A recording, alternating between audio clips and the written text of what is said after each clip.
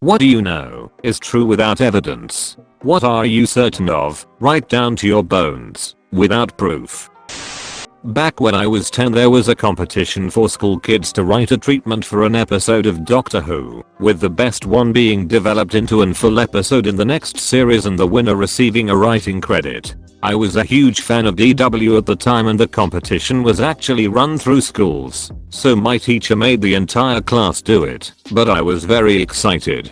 I began writing a story about the Doctor landing on a planet full of defective Cybermen, whose programming had gone awry and had been left on this asylum planet to rot. The Doctor lands there in response to a mysterious distress call from a woman and attempts to find and save her while avoiding the dangerous dysfunctional Cybermen and the looming threat of planetary destruction at the hands of the normal Cybermen. I finished my short treatment and gave it to my teacher to submit. Unfortunately, it turned out the competition was very strict about the formatting of submissions and mine was returned because I had used the wrong formatting in some way. It seemed like a weird reason. I was a bit disappointed, and that was the end of that. But then, a year or two later, there was an episode of DW called Asylum of the Daleks, which seemed incredibly similar to my story except with Daleks. So incredibly, eerily similar in fact, that to this day I'm absolutely convinced that Stephen Moffat saw my script and came up with a formatting excuse so that he could remove me from the competition, steal my story, change the bad guys and claim it as his own. I have zero evidence. I don't even still have the treatment I wrote or any letter from the BBC about my submission, and yet I know in my bones that Stephen Moffat stole his script from 10-year-old me. Limp Bizkit did a tour where they were looking for a new guitar player. After you waited in line you signed something saying whatever you played could be used by the band. They toured across the US, having people play their best original shot, took what they wanted for future use, and never got a new guitar player. This is similar to why I'll never do any of those talent competitions like The Voice or America's Got Talent. You have to sign away all your creative rights to the company, meaning as long as you're in contract with them, anything you create will be their intellectual property. That my cousin stole my holographic first edition Charizard Pokemon card back in the early 2000s. My brother deleted my game save on purpose. He was old enough to read. He knew what he was doing. I did. That my last boss secretly hated me even though we had, on the surface, a very positive relationship. My boss acted like we were friendly and encouraged me to be open with her. And then I got fired out of nowhere. So, that was obviously an act. Edit. I get it y'all. Huge mistake on my own part to trust this person. Lesson duly learned. I got fired for being honest on my annual review. She said I was obviously unhappy with my job and that I was too hard on myself. Like, I just said that I needed improvement in specific areas. I was comparing myself to people who had been in my position for over 20 years. Yep, I'm gonna give myself a 3/5. My ex-boss used COVID as an excuse to make me redundant because I was the only member of his team to be hired by someone else and not him. Fick that guy forever. Cassie Anthony killed her daughter and her parents know it too.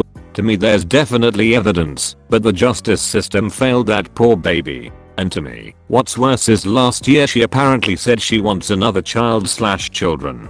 I once heard that detectives only looked at one of her search histories on the computer and later discovered some really incriminating searches on a different browser. If they had been more computer savvy, they would have easily proved their case. I'm not sure how true this is, but I wouldn't doubt Cassie was stupid enough to search for how to get rid of dead baby, and it's possible that police overlooked the use of a second search program. My cat knocked over the water glass on purpose. As the timeless saying goes, cat knows, cat doesn't care. There's a travel agency that's been around in my town for as long as I can remember. I wholeheartedly believe it's a front for the mob. You better keep quiet or you'll be taking an unexpected trip. We'll send you on a nice, long vacation. That a lot more famous actors than we realize are secretly the children of other famous actors from the previous generation. I call it the Hollywood bastard theory. A startling number of famous actors and musicians had rich or famous parents already connected in the industry. It seems the outsider making it big is more and more rare. Billy Ray, Miley Cyrus, Steve, Liv Tyler, Martin, Charlie Sheen, Donald, Kiefer, Sarah Sutherland, Paul, Stella McCartney, Blythe Danner, Gwyneth Paltrow, Keith, Lily and Alfie Allen, Minnie Riperton, Maya Rudolph. And that's just celebrities. Wait until you see political family ties. Ditto for music. It's made me believe that the relative lack of a social safety net in the US keeps a huge number of people from rising upward just because they don't have parents that can finance their dreams or at least keep them from ending up borderline homeless if it doesn't work out. Yes, when Billie Eilish, whom I knew nothing about, was suddenly everywhere overnight, I knew something was up. She is talented. There is no publicity machine that works in unison like that unless there is someone pulling a lever. And yep, her family is in the music business, turns out. Taylor Swift is another rich kid. I'd say Bieber is probably a little more self-made in that he blew up on YouTube first and then had a famous guy pick him up lol. It always boils down to famous people helping others becoming famous. I watched Flight 93 go down. I would never share that in real life because it's fucking grim and no one would believe you. The geography of the reports are off. I saw it clear as day from Kent State's main campus, Ohio. I didn't know what I was seeing other than I remember thinking, that plane is way too low. We had a aviation college, so planes were common and too big and it's jerking around like how a toddler drives a Power Wheels truck. Continued on to class. You don't wanna be late even at a liberal college. I saw a massive bee when I was younger, and when I tell someone they never believe me. I did too. I was a kid. I think I'm just stupid. It was dead, as big as my fist, and ants were eating it. McDonald's Coke hits different than any Coke I've ever had. Edit. Thanks for the awards, kind strangers. Let's get a Coke sometime. Whenever I do Coke in McDonald's, I'm loving it. Flat earthers are just doing it for attention. They really don't think the earth is flat. As a nation, I can safely say without a doubt that you don't need cups to measure the water when cooking rice. You do if you work for BBC Food. Strain the rice after. What are you doing, lady? You dry off the rice and then rinse it again. Yeah. That Andy Dufresne was guilty in the Shawshank Redemption.